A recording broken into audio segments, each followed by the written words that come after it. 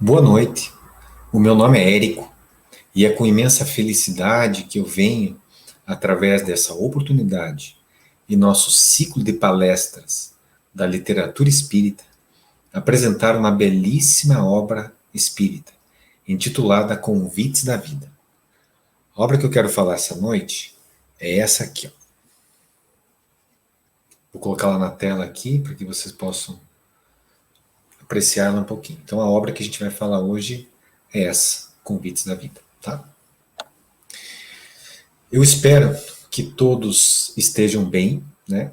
E antes de iniciarmos a nossa palestra de hoje, eu faço aqui o nosso primeiro convite. O convite a uma prece. Senhor, agradeço a presença do plano espiritual que aqui vem nos conceder forças para mais essa tarefa de Jesus. Convido a todos para pensarmos em Deus e que os mentores sejam os verdadeiros responsáveis por nos conduzir, sempre através de boas palavras e bons pensamentos. Senhor, ensina-nos a orar sem esquecer o trabalho, a dar sem olhar a quem, a servir sem perguntar até quando, a sofrer sem magoar, seja a quem for, a progredir sem perder a simplicidade, a semear o bem sem pensar nos resultados, a marchar para frente sem contar os obstáculos, a ver sem malícia, a escutar sem corromper os assuntos, a falar sem ferir, a compreender o próximo sem exigir entendimento, a respeitar os semelhantes sem reclamar consideração, a dar o melhor de nós além da execução do próprio dever, sem cobrar taxas de reconhecimento por isso. Senhor, fortalece em nós a paciência para com as dificuldades dos outros, assim como precisamos da paciência dos outros para com as nossas próprias dificuldades. Ajuda-nos para que a ninguém façamos aquilo que não desejamos para nós. Auxilia-nos, sobretudo, a reconhecer que a nossa felicidade mais alta será invariavelmente aquela de cumprir os desígnios onde e como queiras, hoje, agora e sempre. Amém. Muito bem. Eu parto agora para o meu segundo convite dessa noite, antes de a gente falar um pouco dessa obra de Divaldo e Joana de Ângeles, que é um convite para uma reflexão sobre uma outra obra espírita, que é o Evangelho segundo o Espiritismo. Deixa eu colocá-lo na tela aqui, para que vocês também possam ver um pouquinho mais. Então, essa é a obra que a gente vai falar hoje, Convites da Vida, tá? E agora, eu vou, antes da gente falar um pouquinho dela, eu quero falar um pouquinho também sobre o Evangelho segundo o Espiritismo, tá?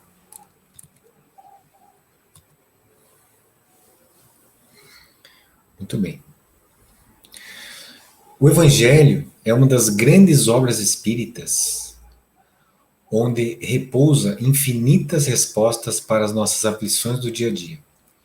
O Evangelho, segundo o Espiritismo, é um livro espírita, de autoria do Allan Kardec, e junto com todo o plano espiritual que o conduziu a escrever essa brilhante obra, né? E foi publicado em Paris, no ano de 1864. É uma das nossas obras básicas do Espiritismo. E dentre elas, a que dá maior enfoque às questões religiosas, éticas e comportamentais do ser humano. Nela, são abordados os evangelhos canônicos, sob a ótica da doutrina espírita, tratando com atenção especial a aplicação dos princípios da moral cristã e de questões de ordem religiosa, como a prece e a caridade. Nessa obra, a gente encontra explicações das máximas morais do Cristo em concordância com o Espiritismo e as suas aplicações às diversas circunstâncias da vida. Longe de pretender criar uma Bíblia espírita, Kardec se empenha em extrair dos evangelhos os princípios de ordem ético e moral universais, e em demonstrar a sua consonância com aqueles defendidos pelo Espiritismo. Muito bem. Iniciando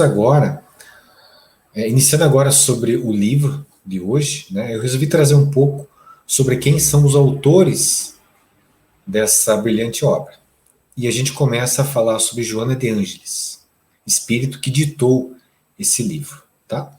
Joana é um espírito que irradia ternura e sabedoria, despertando-nos para a vivência do amor na sua mais elevada expressão, mesmo que para vivê-lo seja-nos imposta a grande soma de sacrifícios.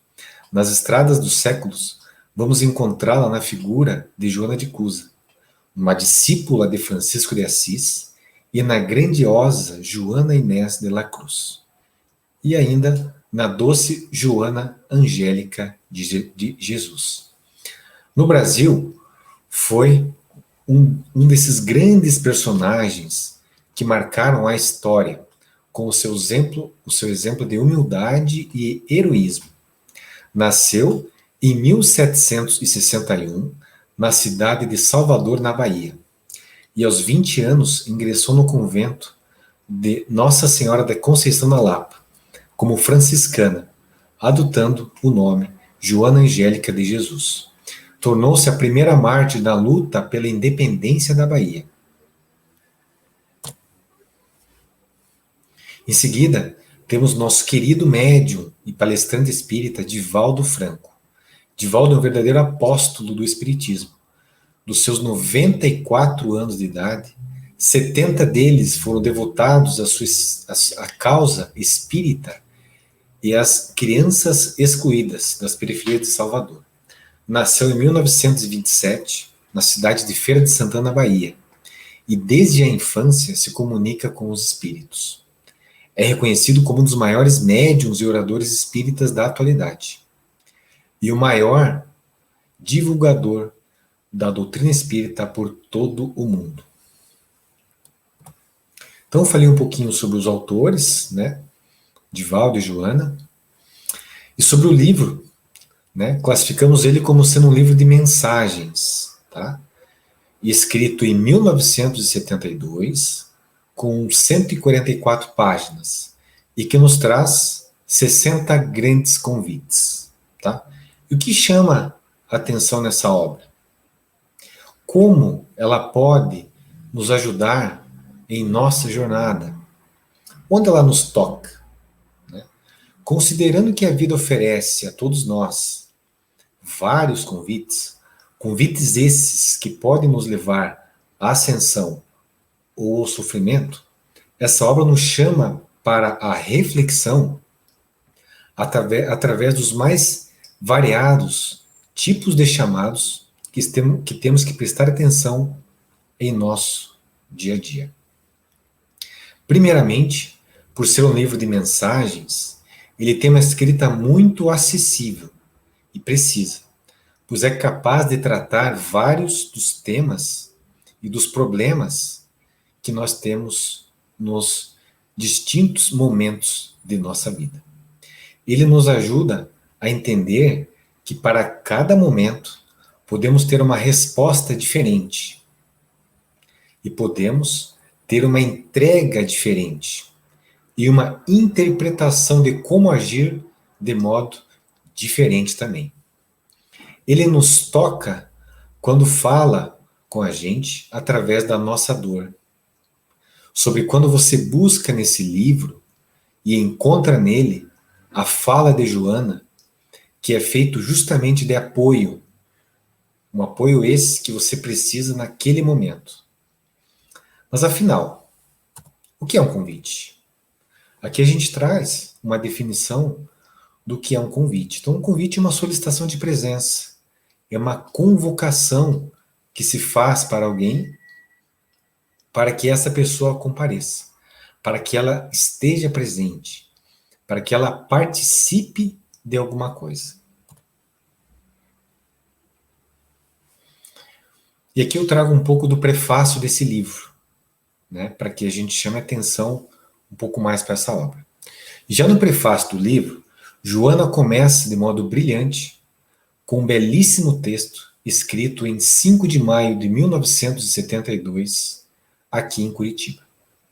E Joana diz: para onde te voltes, para onde quer que te encontres, defrontarás os incessantes convites da vida. Uns se dirigem aos fulcros do espírito idealista, estimulando a ascensão. Outros gritam nos recônditos do ser atormentado, convocando-o ao abissal mergulho no sofrimento evitável. Vemos aqui que não podemos deixar de notar que à nossa volta os inúmeros convites que sistematicamente nós somos alvos. Convites esses que ou nos edificam, ou nos estacionam, ou nos geram pesadas dívidas. Mas afinal, que convites nós estamos aceitando na nossa vida? Que convites nós queremos levar adiante em nossas vidas? Que convites farão o bem ao próximo ser aceitos por nós? Essa é um pouco das reflexões extraídas deste livro. E Joana assim segue.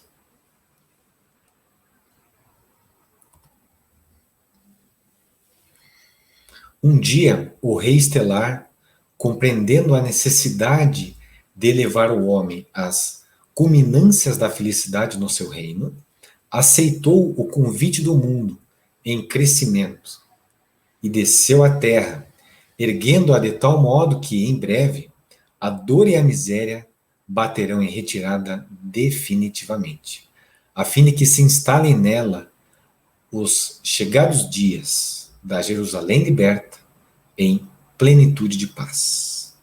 Eis que aqui é citado o convite aceito por Jesus para vir e nos trazer o Evangelho, e que graças a esse convite feito ao Mestre, nós, homens, mudaremos algum dia para sempre os nossos destinos.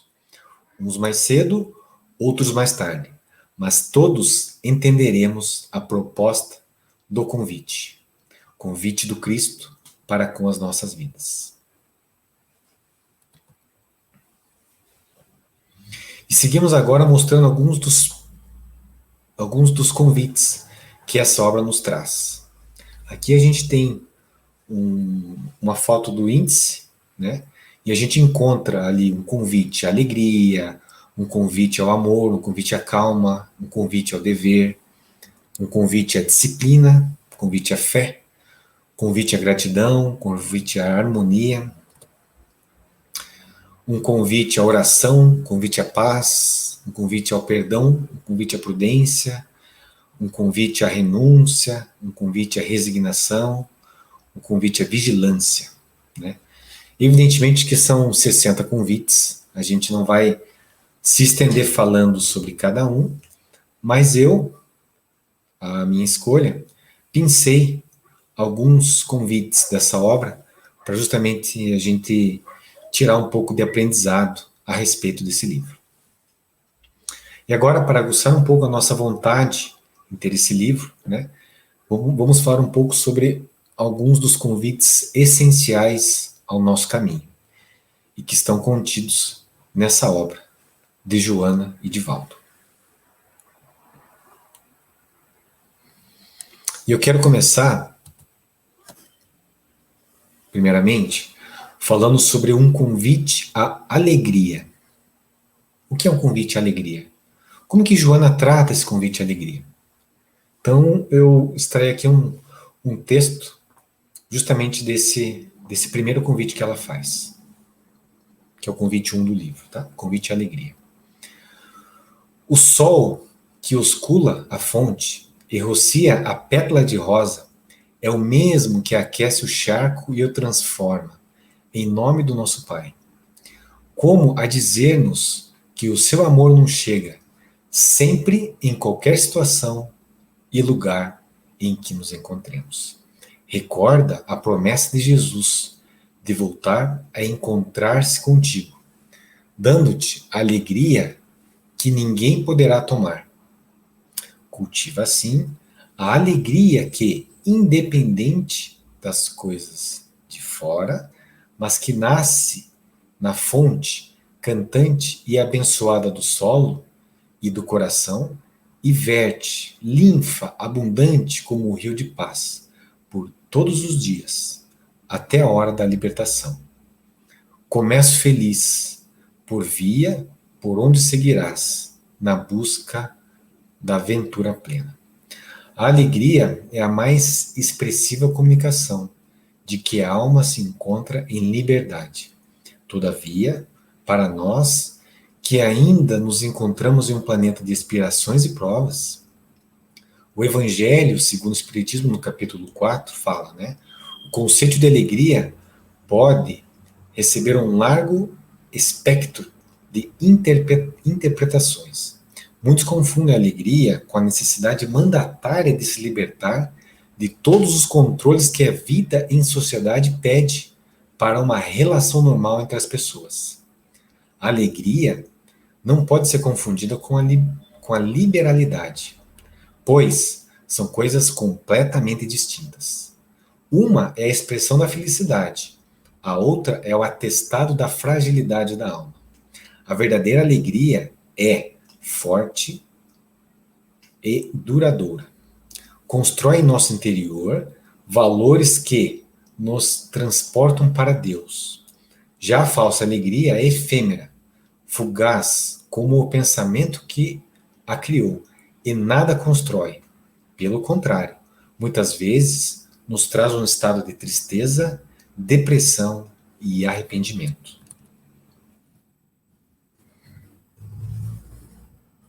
E por que não um convite à calma?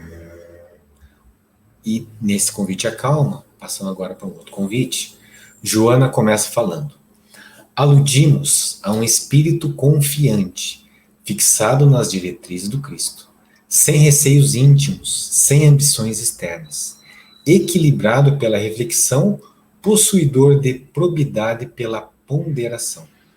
Calma significa segurança de fé, traduzindo pela certeza sobre a justiça divina, ante o dominador tíbio que lavava as mãos, em referência à sua vida.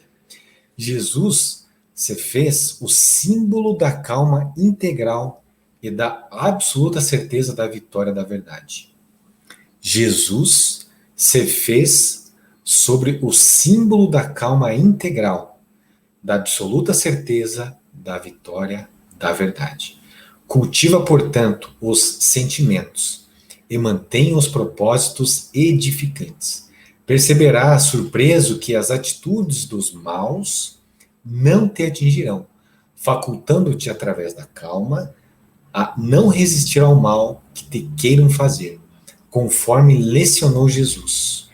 Porquanto a integridade da fé em exteriorização da calma dar-te-á forças para vencer as próprias limitações e prosseguir resolutamente em qualquer circunstância.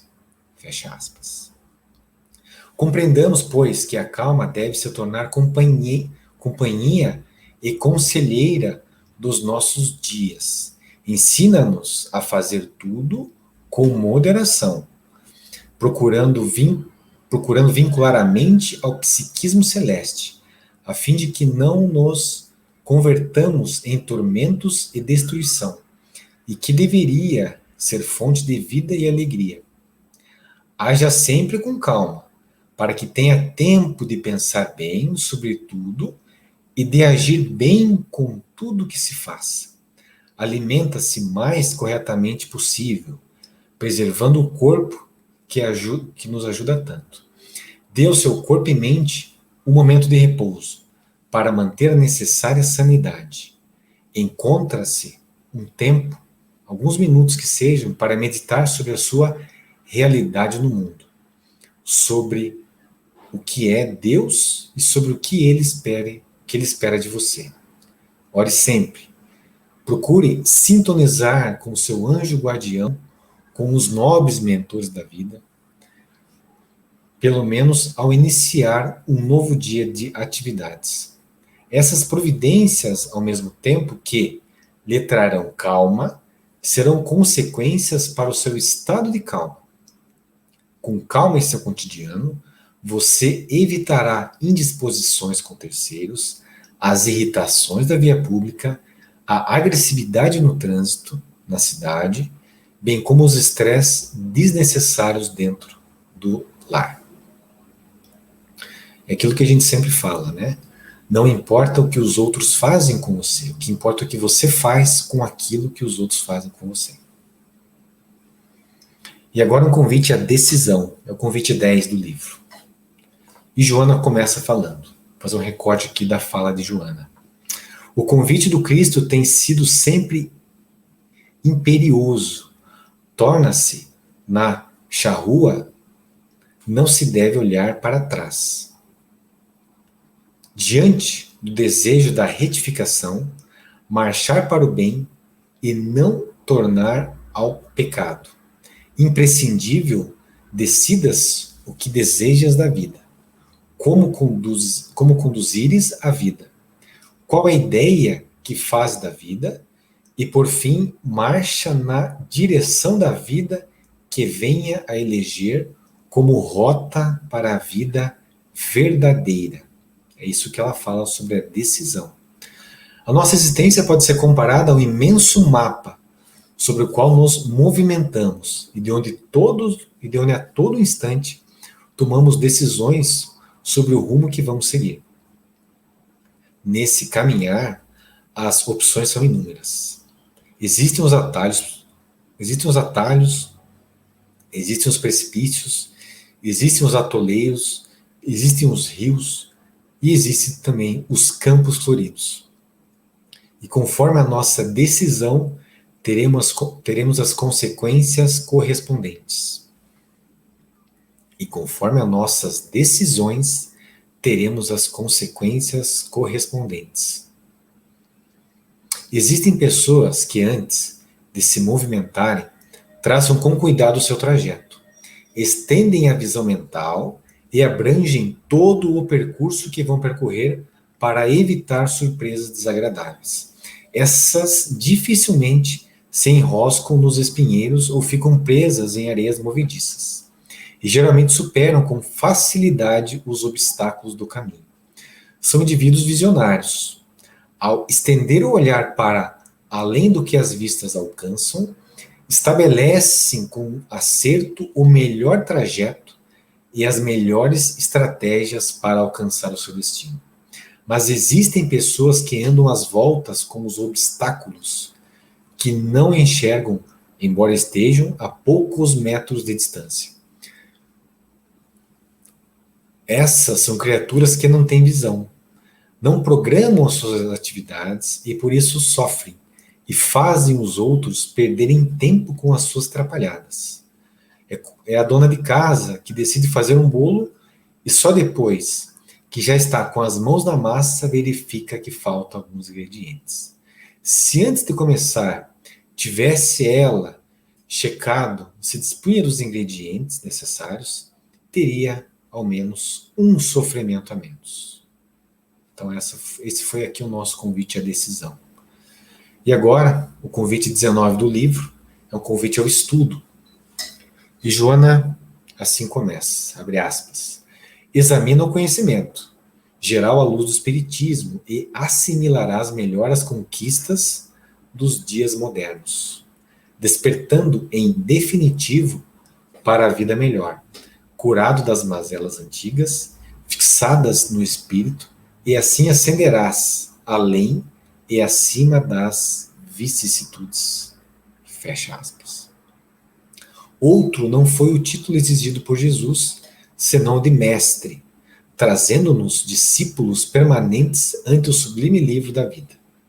Da mesma forma, a fim de poder ministrar a lição clarificadora do Espiritismo à humanidade, Kardec fez-se professor para nos ajudar a estudar e a refletir as sagradas lições do dever e da caridade, que são as metas para a nossa real libertação.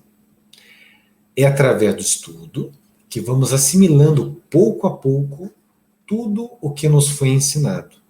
Não podemos nunca achar que já sabemos tudo, ou de que já somos mestres em algo. Somos eternos aprendizes da vida e no caminho da evolução. Cada dia teremos, assim, uma nova lição. Então esse foi aqui um convite ao estudo. E por que não um convite ao trabalho? Esse é o convite 57 desse nosso livro Convites da Vida. E assim Joana começa, abre aspas, né? Se necessitas armazenar moedas com a finalidade previdenciária, trabalha sem desânimo. Se projetas a aquisição honrosa da paz e do pão, trabalha com proficiência. Se és independente, trabalha pelo bem comum, convertendo a hora da ociosidade em bênção para os outros. Trabalhando, estarás menos vulnerável à agressão dos males ou às leviandades do mal. O trabalho é a mensagem de vida, colocada na direção da criatura para construir a felicidade que todos perseguimos. Recorda o apelo do Mestre: trabalhai não pela comida que parece, mas pela comida que permanece para a vida eterna, a qual o Filho do Homem vos dará. E não desfaleças, porque o trabalho contínuo e nobre falará pelos teus pensamentos e palavras, em atos que te seguirão até o fim das fronteiras da vida orgânica. Então, esse foi um convite ao trabalho. A doutrina espírita explica que a lei do trabalho é natural e traz progresso tanto material quanto espiritual. Na questão 675, o Livro dos Espíritos esclarece que não devemos entender como trabalho apenas as ocupações materiais. Não, o espírito também trabalha com o corpo. E toda ocupação útil é trabalho. Enquanto o trabalho material traz o sustento e garante as necessidades físicas, por outro lado, espiritualmente permite que o ser humano corrija imperfeições e aprenda a ter disciplina. O espírito de Joana de Ângeles, pela psicografia de Divaldo Pereira Franco, faz uma referência belíssima à importância do trabalho realizado com alegria como antídoto contra o desânimo e a favor da evolução e da ação do bem. Considera o trabalho o melhor meio para progredir. Quem não trabalha entrega-se à paralisia moral e espiritual. O homem que não se dedica à ação libertadora do trabalho faz-se peso negativo na economia da sociedade. O trabalho é, sim, vida. Muito bem. Eu fiz aqui algumas pinceladas sobre alguns dos convites que a gente encontra nesse livro. Obviamente que são 60, então eu não ia poder falar de todos, mas eu quis chamar a atenção aqui para alguns dos convites que me fizeram chamar a atenção. Evidentemente que se a gente olhar para outros convites desse livro, alguns de vocês podem achar outros convites mais interessantes, podem achar que naquele momento aquele convite é melhor, que se enquadra mais. Então eu convido vocês a buscarem ler um pouquinho sobre esse livro, que com certeza é uma belíssima obra espírita. E assim a gente chega ao final desse singelo resumo sobre essa obra. Espero que todos busquem nesse livro as respostas aos convites que a vida nos tem feito. Muita paz a todos. Eu agradeço aqui esse momento por estar aqui com vocês e até a próxima. Amém.